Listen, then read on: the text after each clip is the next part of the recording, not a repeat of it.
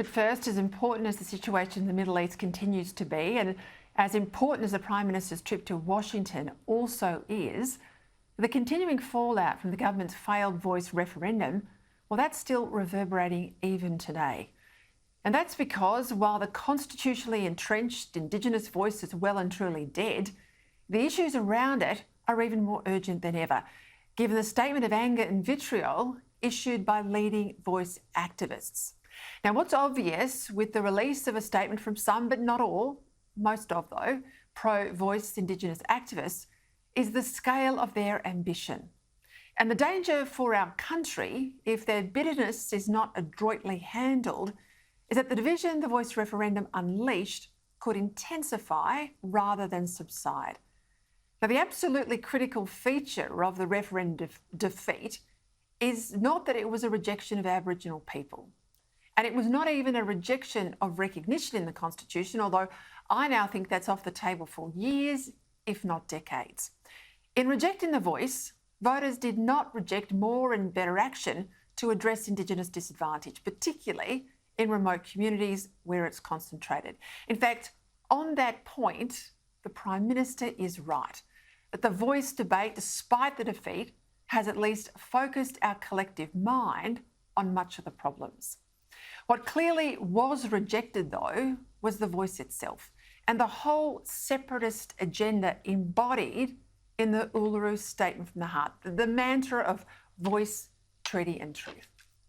And that's what the activists, most of them at least, are having trouble coming to grips with. Here's what their statement said, and I quote, "The majority of Australians," it says, "have committed a shameful act, whether knowing or not." It's shameful. Shameful. It should never be shameful that we have a free vote in a democracy as ours. That's a good thing. The activists went on arguing that the collective rejection of the voice by voters was, their statement said, so appalling and mean-spirited as to be utterly unbelievable. They went on saying, "It will remain unbelievable and appalling for decades to come. This is our democracy." And they don't like it. You see, the activists behind the voice and behind the whole Uluru Statement agenda don't really accept the legitimacy of modern Australia. The rightful owners of Australia, they think, are still the Aboriginal people who make up less than 4% of our population. And here's the proof. It reads in the statement that we do not for one moment accept that this country is not ours, they said. It is the legitimacy of the non-Indigenous occupation in our country, not the other way around, they said, that requires recognition because, and I quote, "our sovereignty has never been ceded." Well, so much for that voice soft sell of a polite and generous invitation, the PM called it, to come together. That very statement about sovereignty never being ceded, that's the radical line espoused by the likes of Lydia Thorpe. And the soft sell you heard for months and months in the Voice campaign, that was just to get you over the line before the true colours could be revealed, as they're being revealed to us now in this angry statement. And strangely, even though our country has never been less racist, never been more concerned with Indigenous well-being, at least for this Indigenous activist class, the bitterness has never been greater. This is part of the whole identity politics poison. This kind of thinking is, as distinguished constitutional lawyer and Yes supporter Greg Craven said in The Australian yesterday, a dead-end car wreck for Indigenous and non-Indigenous Australians alike. Yet it's what's driving the Heroic Commission in Victoria to double down on treaty and truth, despite even Victoria's rejection of the voice. It's what's behind the move by the Sydney City Council today to demand the rebranding of statues of colonial figures like Lachlan Macquarie. And it's the thinking behind the use of cultural heritage laws to stop climbing in the Grampians in Victoria, because at the heart of it, these activists think the country belongs to some of us, not all of us.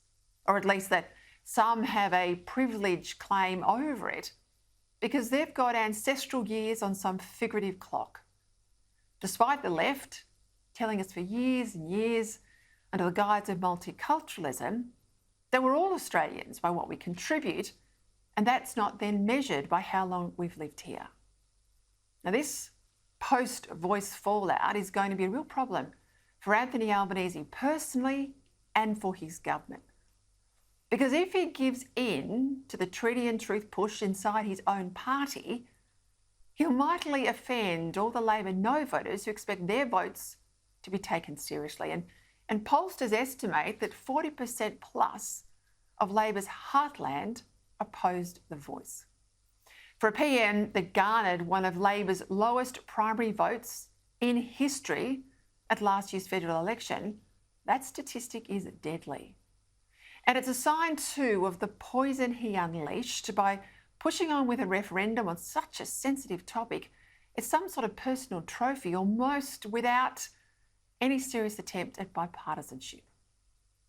But even though the opposition leader picked the national mood much better, it's still an issue for Peter Dutton as well.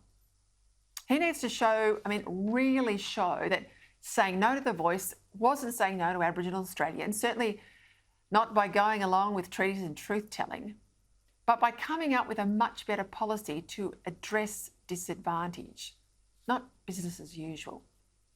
Now, the gap will never be closed unless Aboriginal children go to school and they succeed at school the same as everyone else. Yet, in remote Australia, despite the billions, truancy is often more than 50%.